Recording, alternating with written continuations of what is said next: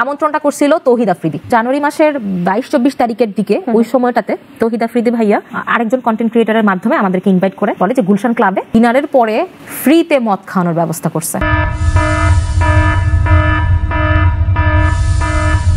এদিকে বাংলাদেশের জনপ্রিয় ইউটিউবার তৌহিদ আফ্রিদি গ্রেফতার হওয়ার পর থেকেই একের পর এক অভিযোগ উঠে আসছে এই তৌহিদ আফ্রিদির দিকে। ঠিক এমনই এক অভিযোগ উঠে এসেছে বাংলাদেশের আর এক জনপ্রিয় ফুড ব্লগার ফুড আপিকে ঘিরে। হ্যাঁ দর্শক, ভিডিওটি দেখতে থাকুন, থাকছে বিস্তারিত। এদিকে আফ্রিদির ফুলের মতো চরিত্র তো দেশের মানুষ অলরেডি দেখেই ফেলেছে, কিন্তু আজ যে নারীকে নিয়ে কথা বলবো তা শুনে আপনি আরও অবাক হয়ে যাবেন। এই আফ্রিদির শেষ টার্গেট ছিল এই জনপ্রিয় ফুড ব্লগার ফুড আপির দিকে। তাকেও অনেক কিছু দিয়ে রাজি করার চেষ্টা ছিল আফ্রিদির, কিন্তু এই ফুড আপি যখন রাজি হয়নি ঠিক তখনই আফ্রিদি ফেসে যাওয়ার সম্ভাবনা ছিল এবং শেষে কিন্তু ফেসে গেল আফ্রিদি।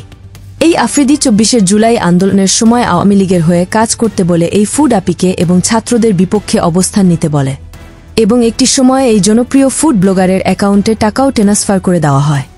এবং তৌহিদ আফ্রিদি এই ফুড আপির মজা লুটে নেওয়ার জন্য ঢাকায় একটি বিশাল বড় রেস্টুরেন্টে মদ থেকে শুরু করে বিভিন্ন রকম সুড়সুড়ি দেওয়ার মতো জিনিসপত্র রেডি করে ফুড আপিকে কল দেয় আফ্রিদি। যদি নেশা জাতীয় জিনিস পান করত এই ফুড আপি, তাহলে সুযোগ বুঝিয়ে তার উপর ঝাঁপিয়ে পড়ত আফ্রিদি। এই ফুড আপির ফুলের মধু খেয়ে নিত এমন পরিকল্পনা ছিল আফ্রিদির 24 আন্দোলনের সময়, সেই দিন রাতে যেদিন ফুড আপিকে ডাকা হয়েছে, যা একে একে ফুড আপির সাক্ষাৎকারে এবার বেরিয়ে আসছে। চলেন ফুড আপির নিজের মুখ থেকে শুনে আসা যাক। আমন্ত্রণটা করছিল তৌহিদ আফ্রিদি জানুয়ারি মাসের 22-24 তারিখের দিকে। ওই সময়টাতে তৌহিদ আফ্রিদি ভাইয়া আরেকজন কন্টেন্ট ক্রিয়েটরের মাধ্যমে আমাদেরকে ইনভাইট করে বলে যে গুলশান ক্লাবে অনেক হেজিম্যান নাম ছিল।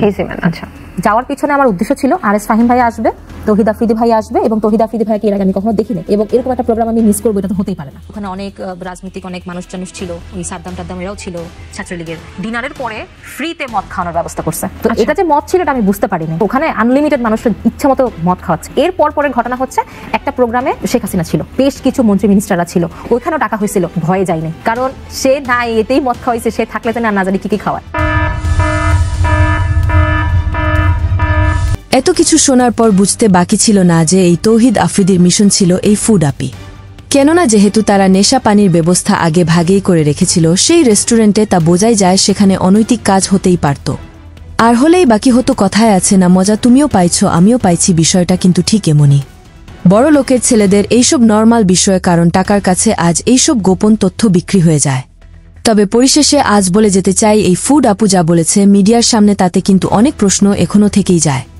অনেকেই ধারণা করছে আফ্রিদি যে লেভেলের খেলোয়াড় ছিল তাতে এই জনপ্রিয় ফুড ব্লগার ওরফে ফুড আপিকে অলরেডি খেয়ে দিচ্ছে আফ্রিদি। এখন হয়তোবা নিজের সম্মানের কথা ভেবে এই ফুড ব্লগার এখন মুখ খুলতে চাচ্ছে না। ওই সাদ্দাম টাদ্দাম এরাও ছিল, ছাত্রলীগের। ডিনারের পরে ফ্রিতে মদ খাওয়ানোর ব্যবস্থা করছে। তো এটা যে মদ ছিল এটা আমি বুঝতে পারিনি। তো প্রাণপ্রিয় ভিউয়ার্স, এই বিষয়ে আপনাদের মতামত থাকলে তা কিন্তু অবশ্যই আমাদেরকে জানিয়ে দিতে ভুলবেন না। এটা যে মদ ছিল এটা আমি বুঝতে পারিনি। ওখানে আনলিমিটেড মানুষের ইচ্ছা মতো মদ খাওয়াচ্ছে। এর ওইখানেও ডাকা হয়েছিল, ভয়ে যায়নি, কারণ সে নাই এতেই মদ খাওয়াইছে, সে থাকলে জানে আর না জানি কি। তৌহিদ আফ্রিদি জ্বলছে দেখো তোমার লাল বাতি। নতুন নতুন আপডেট খবর পেতে চ্যানেলটি সাবস্ক্রাইব করে পাশেই থাকবেন।